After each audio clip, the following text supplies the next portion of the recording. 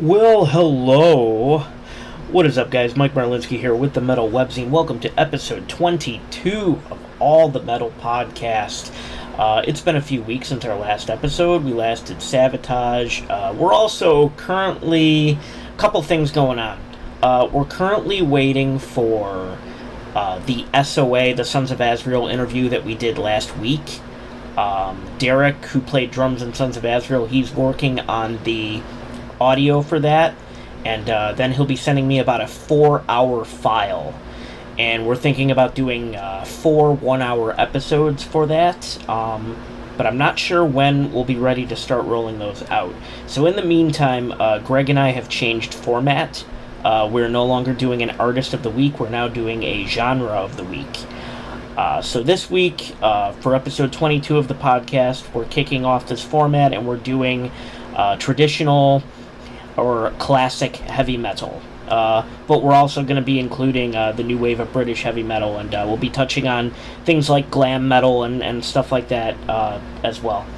Very briefly, but as well. So, to kick things off, I will start off by saying that heavy metal, or simply metal, is a genre of rock music that developed in the late 1960s and early 1970s, largely in the United Kingdom and the United States. With roots in blues rock, psychedelic rock, and acid rock, the bands that created heavy metal developed a thick, massive sound characterized by highly amplified distortion, extended guitar solos, emphatic beats, and overall loudness. The genre's lyrics and performance styles are sometimes associated with, get this folks, aggression. Now, let's give Greg a call and dive into our very first Genre of the Week episode. Sir. Well, hello there, Greg. How are we? I'm well. About yourself? I'm doing quite well. I was just informing the masses that we have changed formats. Yes. Yeah. Yes, we have. So are you excited about this? Yeah, it's a fresh coat of paint, you know? Yeah. So I'm assuming you have a lot of your own stuff that you want to talk about with this, but for the sake of staying true to form, I have 15 questions for you if you're ready. Born ready. Born ready, he said. Okay. Well, first of all, have you ever viewed Led Zeppelin as a cover band? Well, I guess it all depends on how you choose to look at it. If you want to look at it from a perspective of... let's see here. Well, one man's thief is another man's refinisher or repurposer, I suppose, you know? And, right. I don't know. Yeah, it definitely... That's a hard-hitting question right off the bat. I guess to answer it as simply as possible, no, I wouldn't look at them as a cover band. But they definitely... have a lot of covers? They've borrowed a lot of things from other people and kind of called it their own, we'll just say. Right. Like Yeah. You said, the repurposing. They're like the repurposing band.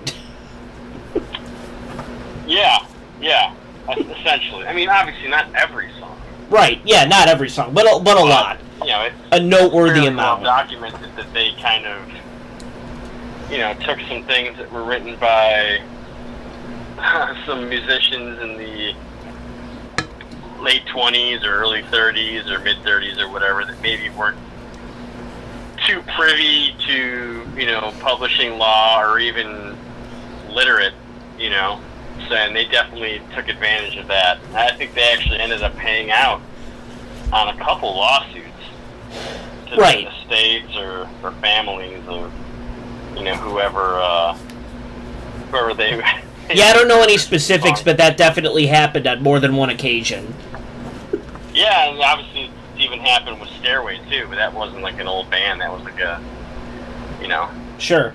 So that's why when they kind of like obviously the Greta Van Fleet thing is the new.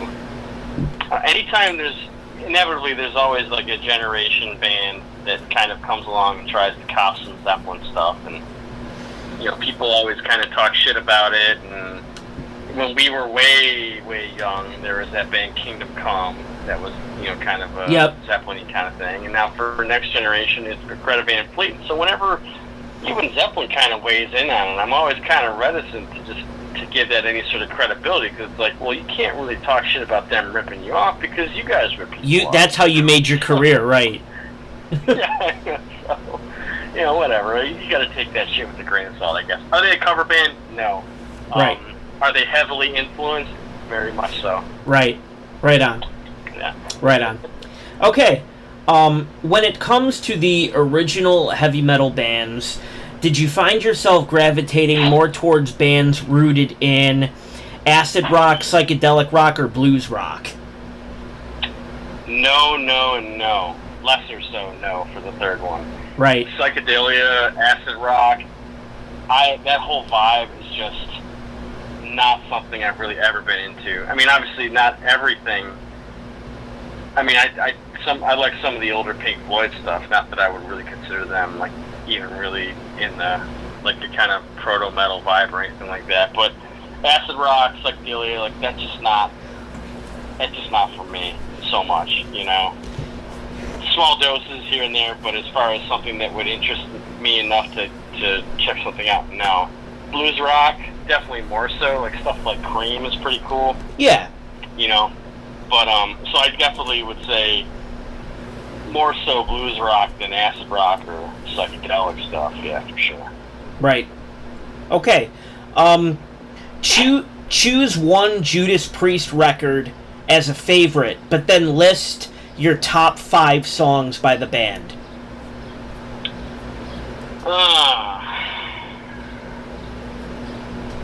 Favorite Priest album, followed by top 5 songs overall. Yep. Well, the first question is definitely easier than the second one. And even the first one's kind of tricky because, like, a lot of these questions that you ask me, there could be different answers tomorrow or even in 2 hours. So, yeah, I get that. I will say that right now my favorite Judas Priest record is...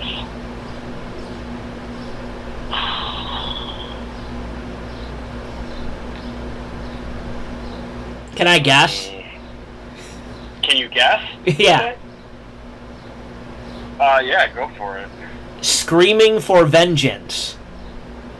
You're close. Oh, yeah? Right now, I'm kind of in a Defenders of the Faith kind of vibe. Oh, okay. Defenders of the Faith kind of vibe. Top 5 songs. This isn't in order, is it? No. Okay, good, because that's like, holy fuck, that's even harder then. Top 5 songs. Alright, we'll go Painkiller, Beyond the Realms of Death, Breaking the Law, Electric Eye, there you and Exciter. Nice. Yeah. Good shit. Yeah, I think so. Alice Cooper or Kiss? Well, I would take Kiss. Although, and that's just because I feel like Kiss has had more...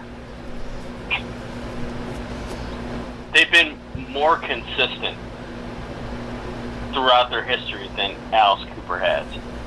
Now, that's not to say Alice Cooper has had a lot of shitty records, because he hasn't. I mean, it's just... No. I just think that it's because, Alice Cooper started out as a band. In the first 6 records, I think, it was a band. And then when he wanted to go solo, he legally changed his name to Alice Cooper, so he kind of took over the identity. And then from there on out, it was kind of less of a band and more so a creation of whatever musicians he was working with at the time. So I feel like that maybe his output is a lot more. When I say not as consistent as Kiss, I mean it's not as the sound isn't as consistent because he's worked with a number of different writers. You know, once he broke free from, I shouldn't even say broke free because the original Alice Cooper band was fucking awesome. Yeah. But and once he went solo, he went all over the map, which I think is definitely credible for sure. But I just think as far as consistency and just having like their sound, Kiss wins. I think I have like 6 or 7 Alice Cooper records. I have maybe 20 Kiss albums. Maybe 20 Kiss albums. Like, so it's not even close. maybe not 20, but I have at least. It feels like 20. Feels like 20. I probably have 10 to 20 Kiss albums, and Kiss was definitely more of an influence when I was younger than Alice. But Alice Cooper, I mean, he's definitely, you know, an influence on metal for sure. Right. Did you like the Hey Stupid record? You know, I like the song on it that's in Wayne's World. Right. You know, I think that was like a lot of people our age. That was probably the first Alice Cooper song I ever heard. Feed My Frankenstein. Right. And that's why I mentioned it. Definitely kind of going more for like the glossier kind of hair metal vibe, and it's all right for what it is. It's not terrible, but you know, the Alice Cooper stuff I prefer is definitely the 70s stuff. Right. Mm-hmm. What was your first impression of Motorhead? First impression of Motorhead. I can remember exactly the first time I heard Motorhead, and the reason why I remember it is because I had heard a lot about Motorhead before I had ever heard them. Right. You know, yeah, same here actually. Yeah. Going back to the early mid '90s, and obviously at that point I had gotten into Metallica and Megadeth, and they obviously I've read enough interviews where they were talking about their influences, and you know, Motorhead was kind of a transcendent band. Obviously, they kind of, you know, they influence a lot of different people. They influence rock and rollers, punk rockers, you know, metal dudes, metal people, you know what I'm saying? And so yep. They kind of like, Motorhead would get name checked by a lot of different bands. And, you know, just because things were different back then, if you didn't have money, you know, you weren't checking shit out. You right. had to buy stuff, really, or have a friend who could dub you a tape or whatever, because there wasn't any internet back then. You couldn't just go sample shit. And I think, yeah, ironically enough, the first song I heard from them might have been their most misrepresentative song. I heard on, wait for it, The Fox? 103.3 The Fox. When the Archer Die album came out, which would have been 92 or 93, the ballad, I Ain't No Nice Guy, was played a lot on the Fox that year, and that was the song. It was Motorhead with Ozzy and Slash. And so, honestly, at that time, it's not really. It was a song that I thought was cool, but it wasn't ever. That's such a weird introduction to Motorhead, but I get it. I would say, yeah, it's very, very weird introduction to Motorhead, because I would say, you know, you ask 10 people on the street, 8 or 9, if not all 10 of them, are probably going to say Ace of Spades, right? But that's the thing, though. Ace of Spades later on in the decade, and even into the 21st century, like, it became more of like a touchstone. It became more of a focal point. It became more of like a transcendent song. We're talking the early 90s here, when that shit was definitely not popular really at all. You know, so I feel like over time, they became more transcendent. But anyway, that's neither here or there for the sake of conversation, I guess. And so that song really didn't jump out at me, because I was like, well, this isn't really like, you know, it's not a rocking song at all. It's a fucking power ballad, you know. But, you know, Motorhead does do great ballads. Again, besides the point. I don't think they really made their impact on me personally, until the very next year, when I was driving home from hockey camp in Canada with my dad, and we were listening to The Fox, and they played a song that was on the next album, Bastards, but it was also a song that was on the soundtrack to the movie Airhead. And it was Born to Raise Hell, which I don't remember if it was the version that had Whitfield Crane and Ice-T in it, or if it was the Motorhead version.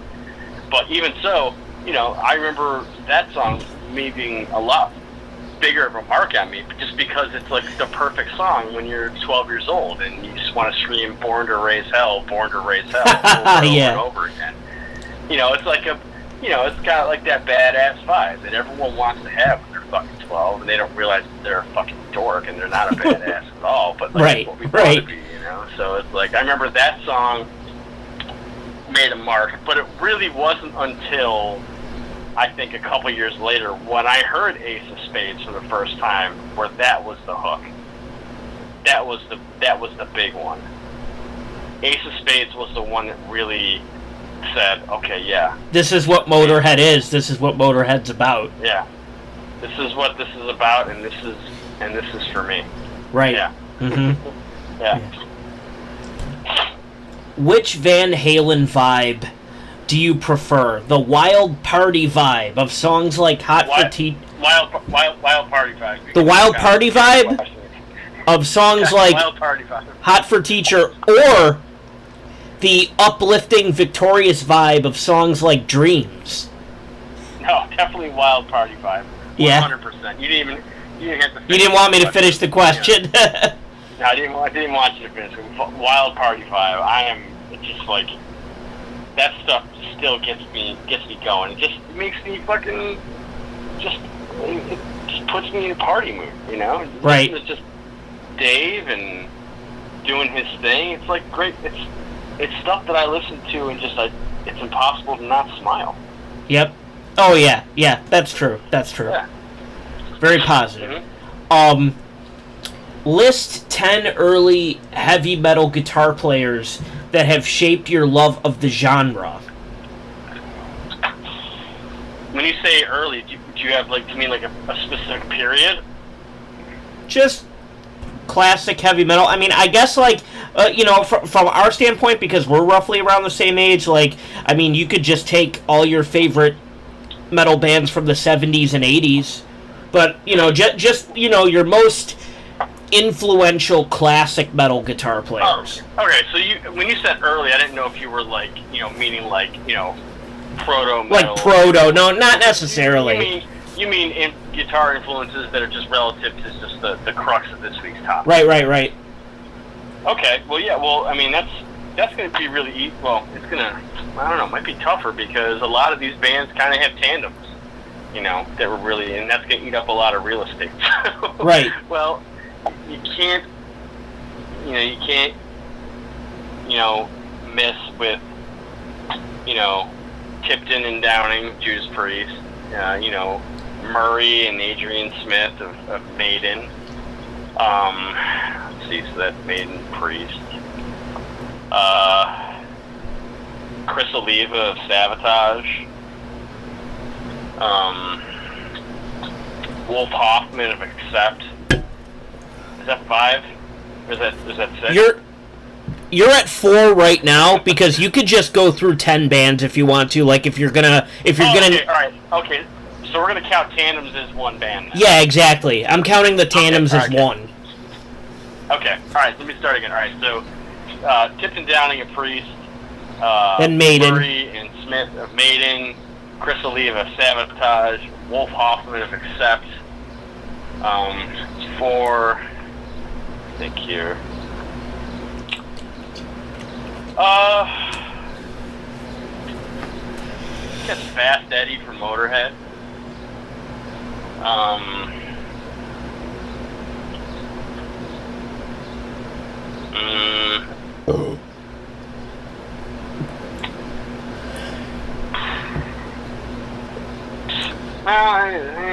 don't know. This might be kind of a borderline one, but they were. I don't know. I guess you'd go with Scott Gorham and Brian Robertson of Thin Lizzy. Yeah. Is that 6 or 7? You're going on 7 now. Okay. And then Hank Sherman and Michael Denner, Merciful Fate. Andy LaRocque of King Diamond. Yeah.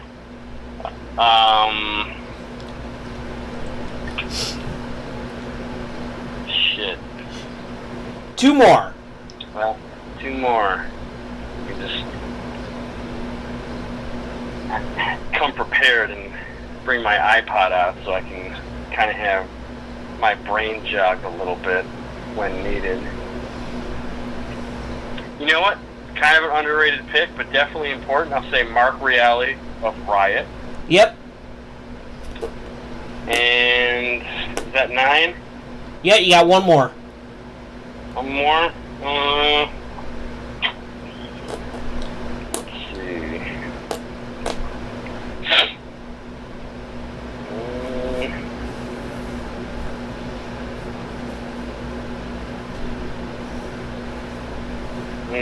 Give me a sec here. Well, I mean, I guess Tony Iommi, right? Yeah. I mean, I guess. Oh, fuck, then I gotta say, fuck, then there's... Yeah, because even if you count tandems as 1, 10 is not enough. You know what, if you want to keep going, keep going. You know what, I'll just do 11. 8, fucking, Vivian Campbell from Theo. Yep, there you go. Yeah, because I was waiting, the point of the question was I was waiting for you to list everybody we've already talked about. Yeah. Yeah, so Vivian Campbell definitely can't be avoided on that, and I guess neither can Iommi, for sure. Cool. Okay, do you prefer the term metalhead or headbanger?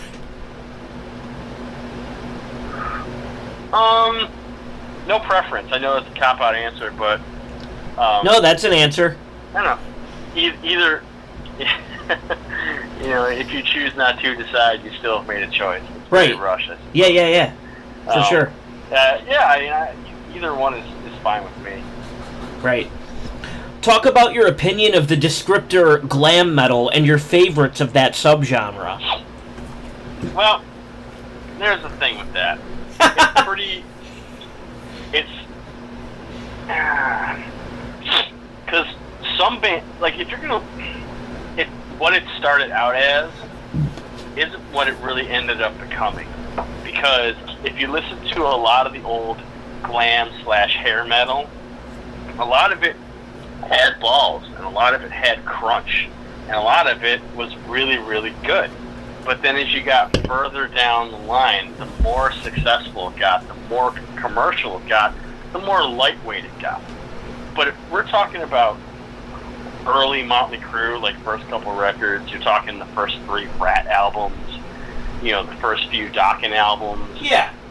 Stuff like that, I mean, again, image-wise, whatever. It's definitely more for definitely more for ladies and gay guys, clearly. Sure. Definitely eye candy for them, But the music is fucking awesome on those records. And those really are the ones that I like the most. And old Whitesnake, they weren't always particularly glammy.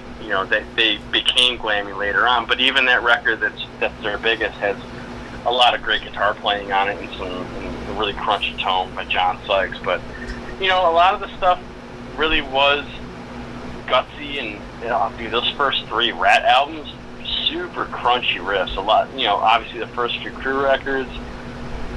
I guess just follow the riffs.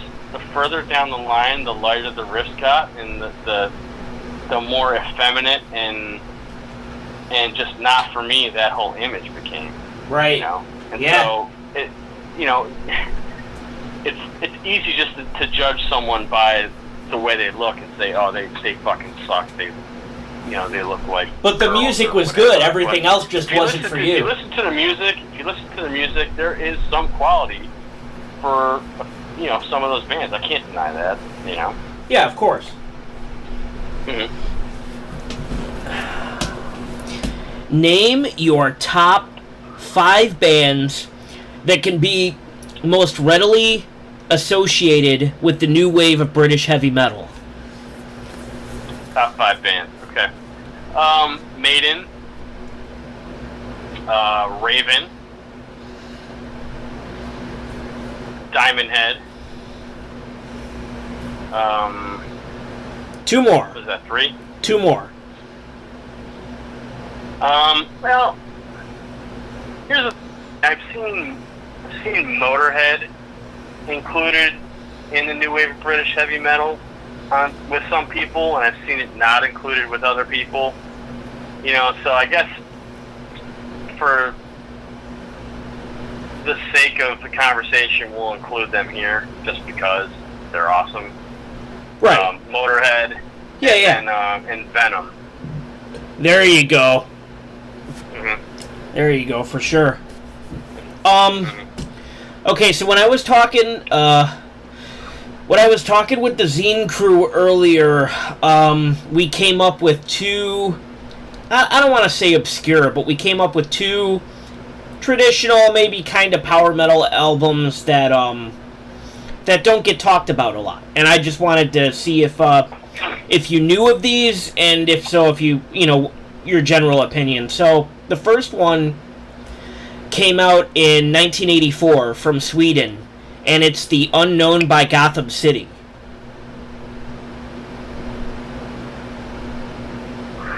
The name of the album is The Unknown, and the band is Gotham City? Yep. Well, I would say the question I just asked tells you right now that I've never heard it. Okay. Yeah, I've never even heard that. Okay. The other one came out in 2019. They're from Calgary, Alberta, Canada. The album is Burn the Night, and the band is Riot City. Right, I have that record. That record is great. Yep. Okay. So you knew one of the 2. Okay. Yes, that's a great record. Yeah, I just listened to it for the first time today, and I love it. I got that on recommendation from Rob, Music Matters. Oh, nice. Yeah. I actually listened to that right before calling you, so yeah, I'm pretty excited about that one. The track on that one, it's a great record, but the song that jumped off the page to me the most, I think it's called The Hunter. Maybe, yeah. Let me just double check that. It's brand new to me, so yeah. Let's see here. Yeah, The Hunter. Yeah, that song really just kind of knocked my proverbial socks off. Just a really, really good epic song structure. Multiple tempos in there. Just really laid out in a really, really great traditional epic classic metal way. I really enjoy that one. It's again, great record, but that's the one that jumped off the page the most for me. Yeah, I'll check out that song again when I'm done with you, but yeah, I heard it for the first time today and I love it. So your favorite Halloween song, or your top 5 if it's too hard to narrow it down? Favorite Halloween song. That's a band I really, really like, and a lot of the European power metal, I'm not crazy about it, but because they were influenced by that first wave of classic metal, they kind of had, like, if you listen to the first record, Walls of Jericho, and then the EP before it, it's very much just Maiden at like double speed. Sure. And it's still got crunchy stuff. It's got riffs. It's like a lot of like what became kind of conventional Euro power metal later on, with a lot of, I don't know, it wasn't really riff heavy. It was more like song heavy. Very melodic and very much just big choruses, and not a lot of like crunchy riffing per se. Not a lot of actual like riffs, I guess, for lack of a better term. But they're different. They're from a different school. They're from the old school. They're from the original school. So they have a riffier element to them that's kind of not really, I think, too indicative of a lot of the bands they inspired that ended up coming later. Because honestly, I don't think it was the first EP or first record that Halloween did is, I don't think that's the stuff that was the most influential for them. I really think once they started getting to like the Keeper records, Yep. that's their material that I think left a bigger mark, and those are the records that really led to what went on in Europe in the 90s and late 80s with the power metal stuff. Right. You know, the bigger concepts, the medieval type concepts, or the fantasy concepts, like the Keeper albums. Those are the first ones I heard. Mm-hmm. Those are the ones, and that style is going to be what their legacy is. But even so, they still just have a different knack for it than a lot of the other bands. So anyway, again, we derailed, but we're looking for I can't do one. I can't just do one. Can you do 5? I can do 5. It'll be tough, but I can do 5. Eagle Fly Free. How Many Tears.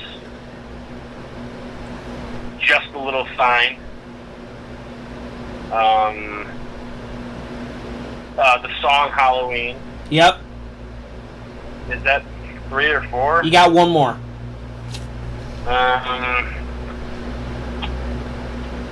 Tough one here.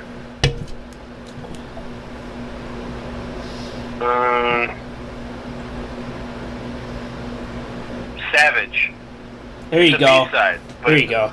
It's a kind of a thrashier song for them, so I dig that one. Right. Yeah, it's different. Okay, so now we're going to get into some personal stuff. Tell the story of how you discovered and then joined Fatal Curse. Well, I've known Dave Groover for, I don't know, maybe about 9 or 10 years at this point.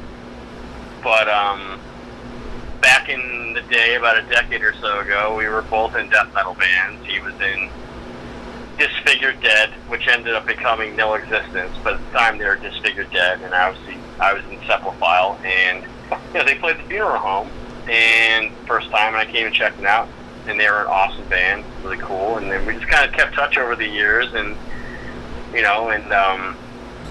initially Fatal Curse was going to be like a second go around for their band. It had probably 15 years ago called Rabid, with the Bone Brothers, and it was going to be, I guess, a more like kind of like Motorhead version of what they were doing before, because their old stuff, when they were an actual active band, like heavily, they were probably definitely more thrash, more kind of German style thrash, real aggressive stuff like that. But this stuff was going to be a little more Motorheady, kind of new wave of British heavy metal style. And then, they decided they were going to be less. I think initially the intent was to be like kind of like a more of a rockin' kind of heavy metal band. And then once they started really digging into the new wave of British heavy metal sound of things, they decided that we're just going to break free and clear Rabid, because it doesn't even make sense to keep that name anymore, because it's so different from what it was. And then they went to Fatal Curse, and obviously throughout this time, I've been in touch with Dave.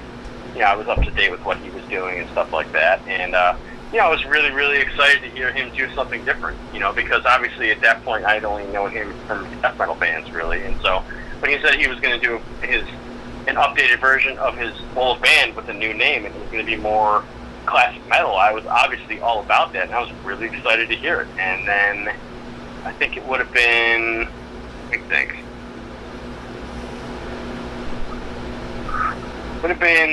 mid to late 2017, and we were talking about how they're getting ready to do their first record, and Dave was like, "Hey, would you be interested in doing some leads on the album?" And I was like, "Yeah, absolutely, fuck yeah, absolutely." So I ended up doing. They sent the tracks to me for the 3 songs I was going to play on, and I gave them to Joe Lysing, and I went to his old studio in North Tonawanda and laid down the solos on 3 songs for their record. And the songs that I ended up playing on, 7-song record, and I ended up playing on Gang Life Can't Stop the Thunder, and what was that last? Fuck. The name is escaping me right now. Oh yeah, Eyes of the Demon. So I played on those 3 songs, and inevitably, just like the way a lot of things work with labels and release cycles, it took a while for that record to come out. So I think I did the solos for those songs in October 2017, and the record came out in April 2019. And and that was it. I was just, I intended to just be a session guy for the record, and I think, at that point they had, asked me, hey, if this, somewhere down the line, would you be interested in doing, leads again at any other point? I was like, yeah, fuck that. If you guys ever need me to do leads, yeah, absolutely. Count me in. And it would have been about a little over a year ago, June of last year, but they were supposed to come up to Buffalo, play a gig, and I was gonna go, just kind of hang out. But then, I just kind of got, I don't know why. I was just like, hey, you guys, since you guys are coming up here, do you fucking just for shits? That you guys don't really ever do, you guys are 3 pieces for shits. Do you want me to learn the 3 songs that I play leads on and just fucking jam with you guys at night? Do something cool, something fun, I was like, if you guys aren't into that, that's totally fine. But, I figure if I'm going to be there and, I play it on the record, it might be fun if we get up there and have a jam. And they were all about it. So I was like, fuck yeah. So I learned, just kind of, I think maybe over the course of the 3 weeks from idea of this to the show, I just, worked down those 3 songs. And then we also did a Wasp cover. We covered I Want to Be Somebody. So I learned 4 songs for that gig, and they played maybe 2 or 3 songs to start the set as a 3-piece, and then I went up on stage and I finished the rest of the set with them. And it was awesome. Oh, it was yeah. a lot of fun. It was the first time I had played live in 18 months, I think. Right. So that was really, really cool to get back on the horse for that. I think before that, the last time I played was January 2018 at Milky's. At Milky's with Zeppelin, the Mass Casualty release. Yeah, I was there.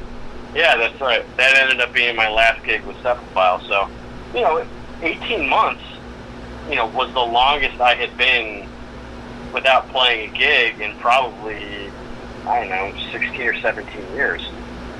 So, it was great to get back onto it, and then after, that gig, we just kind of started kicking tires, and it just started coming up with like, hey, do you want to, like, if you, I don't know, I don't remember if someone said, hey, anytime you want to do that again, fucking, yeah, totally down. It was great. It sounded great, we have a lot of harmony guitars and a lot of 2-guitar stuff, and we really can't do a lot of that as a 3-piece. And so I was like, yeah, if I can ever do that again, I would fucking love to. It was a blast. And that wasn't bullshit. I had an absolute blast. I mean, that whole night was fun. It was just a wild and crazy night, for a number of different reasons. But it was just, first and foremost, it was fun. Yeah. It was a fucking fun night, and it was great to get back up there and rip old school metal again, which obviously I love. I have history playing that style of music with, Harris and stuff like that. So, and then, so then the idea came up with, well, they had a few shows. They had 4 shows for the rest of the summer and early fall. And I was like, a couple weeks after, I was like, yo, do you guys just want me to fucking fill in for these, last 4 dates of, the summer and fall for you guys? And, if you guys are really looking to, get a second guitarist, at the very least, I can give you help give you that 2-guitar attack while you guys try and find someone to be in the band, And Yep. so over the next couple months, I was, going up to Moravia, and jamming with those guys, and, inevitably just, hey, man, do you got any riffs or anything like that? And I was like, yeah, I got riffs. And then it turned into you writing for the band and then joining the band. Yeah, basically, that's just how it is, I mean, we fucked around until we caught feelings, right? Yeah. Right. So that's basically what happened, and and then I decided, like, obviously I'm at a different point in life, than those guys. I obviously, I have 3 kids, and, I live 2.5 hours away from them. So there's definitely a few things that are working against us, and, and I laid out to them, like, listen, I would fucking love to be in this band, but eventually, like, my big concern was that, my life was going to eventually, at some point, hold them back. It's not like those guys don't, those guys have jobs and careers and shit, too, so it's not like they don't have responsibilities either, but it's different once kids are in the mix, obviously, and, that was my concern. I was like, listen, I don't really want to hold this band back. I fucking love the band, and I wouldn't want to have it be a point where they can't do something, because, I can't do it or some shit like that, And so, we kind of have an agreement, obviously they know where I'm at in life, and they understand, and they're like, listen, we want you in the band, and we want you to do whatever it is you can, because,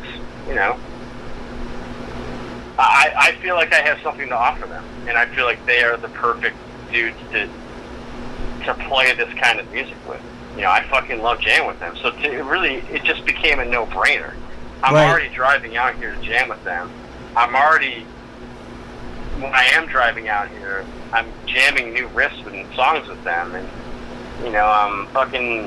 we're exchanging riff ideas over phones and shit like that, so it's like, well, I might as well just do it. I'll do whatever I can with this band as long as I can. Right. Because it's fun, and it just makes sense. The music is great. It makes perfect sense. And those dudes are great. We're definitely of the same ilk. We have the same mentality, I feel like, for the music. And we all come from a similar, more aggressive background. Like, we all have, like, heavier music in our rear view.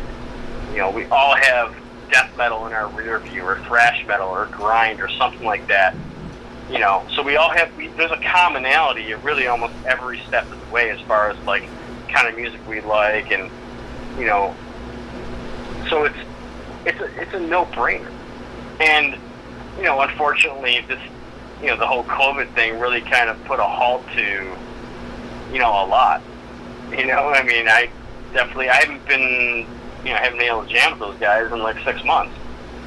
Yeah. So, yeah, it hurts. But ultimately, I can't wait to get back to jam with them, because, it was definitely, they reinvigorated me, Right. It's great to have an outlet for these kind of riffs and this kind of music, and I know they're not going to waste, because I know I'm putting them in the right hands, because these guys are the shit.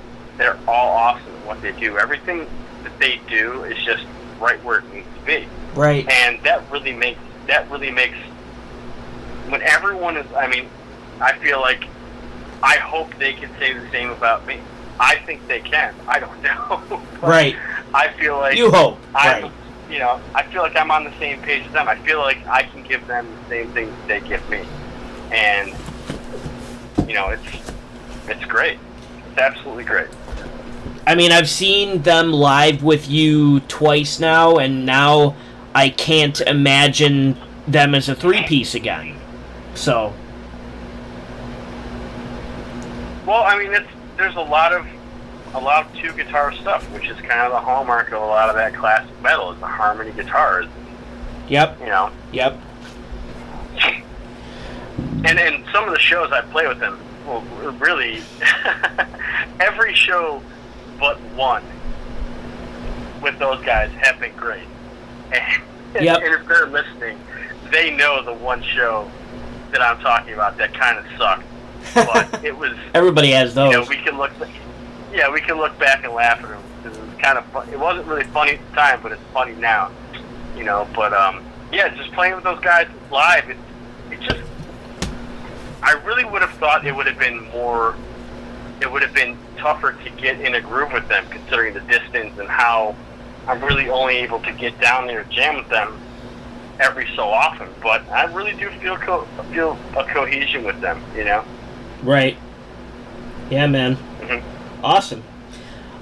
Talk about other newer bands using the classic heavy metal sound that not enough people are talking about. Well, I just feel like that it is kind of I mean, when you're talking about throwback stuff, a lot of it is very niche. Yeah. Or niche. Make some recommendations. Prefers to pronounce it. But there are... The ones that I like are the ones that usually have a tendency to be... There's something fresh about it. It's not just a copy, or it's not just a blatant homage. You know, there's something to it. There's a twist or a turn, a zig or a zag somewhere that just makes it just, again, the cliche fresh coat of paint. And I don't think they're together anymore, but I mean, obviously, besides Fatal Curse, cheap plug, you know, Fatal Curse is fucking awesome. I have no qualms saying that, because they were awesome before I was in the band. So I wouldn't, you know, so they're awesome anyway. But besides Fatal Curse, Cauldron from Canada. Yep. I don't think they're together anymore, but they were awesome. Their last few records were just tremendous. Enforcer from Sweden. I think their Into the Night album was really the one that kind of kicked off the whole... Because at that point, we were in the middle of, like, the thrash revival when the Into the Night album came out, which was either in 07 or 08. So the thrash revival was kind of going strong at that point with a lot of newer bands doing thrash, but they kind of went back further than that. They went to old school metal, maybe some of the early speed metal stuff. And after that record came out, because it was so good, I felt like at that point, more and more of those type of bands started coming out. So you got Fatal Curse, you know, you have Cauldron, you have Enforcer, you got Riot City. Riot City, man. Riot City. You got Lady Beast in Pittsburgh. I mean, they're not really new, but, you know, they're probably unknown to a lot of people. They're awesome. We played with them in Pittsburgh last August or September with Solicitor, who I think are from Portland, and they're awesome. They're more of like a speed metal kind of thing, but they're fucking awesome too. There's a lot of great bands in that style. Pounder, Matt Harvey's band. That band is fucking awesome. Yeah, you got me into Pounder too. Pounder is good. Yeah. Yes, it's very good. It's great stuff. It's played very well. They did a power ballad on their record, and that's 100% ballsy in my book always, and they fucking slayed it. It's awesome. It's a pretty fertile scene, actually. You know, you would think. I mean, obviously, there's some bands that are just content to just strictly sounding like, you know, the old bands, or they're maybe just kind of playing a lot of the same riffs and maybe just, you know, just for whatever reason, just being an homage to, which is fine and it works, but it's not really stuff I find myself going back to and listening to, because a lot of that stuff just generally kind of has me looking to the originals after a while, you know, and I just, you know, instead of listening to a band that's just trying to sound like Judas Priest, eventually I just want to listen to Judas Priest. Yeah, of course. You know, but there's a lot of bands that are just, again, that are fresh coating it, and that's what I'm after. I don't need that wheel to be reinvented. I mean, the classic heavy metal is you know, whoever was doing it in the 80s, you know, it helped to kind of move it along to wherever it is now. I mean, that's the best sound, you know, for that style of music. So I don't really need a whole lot of twists and turns. I don't need like I don't need to hear like a Merciful Fate influenced deathcore band or like a beat down hardcore band or something. Oh, fuck no. Yeah, I don't need stuff like that. So as long as a band is just kind of just doing their fresh take on a classical sound, and that's the stuff I like to hear from the newer bands. Yep. Okay, so finally to wrap this up, the floor is yours. What haven't we covered that you wanted to discuss?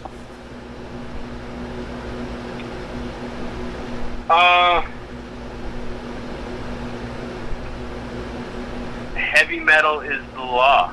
It keeps us all united free. It's a law that shatters earth and hell. Heavy metal can't be beaten by any dynasty. We're all wizards fighting with our spell.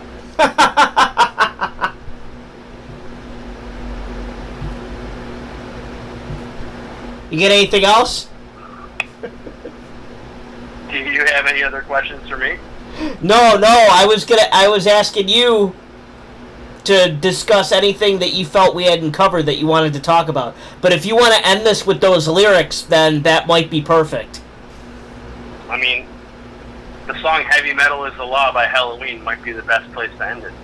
But it's a genre of music that's clearly overstayed. A lot of people, a lot of naysayers who probably wrote it off in the early 80s, thought it was a trend, thought it was a thing that wasn't going to last. It's clearly immortal, and it's going to last for a lot longer than all of us. It's going to be around forever. Oh yeah, yeah. Back then the older generations thought it would never catch on, and they were honestly hoping that it wouldn't. But we are where we are. Yeah, we are where we are because of those old bands, and a lot of them are still going strong today, and that's important. But you can't sustain it on the bands that were. You have to have new blood. You have to have new bands pushing it forward. And it's that old cliche. You don't want your older brothers' heroes. You want your own heroes. And you want to have your own band. You want to have something that you can have. And so you can't just sustain it on the old band. You can't. You have to have new bands. To perpetuate it, yep. Yeah, to perpetuate it. It's very important. Very important.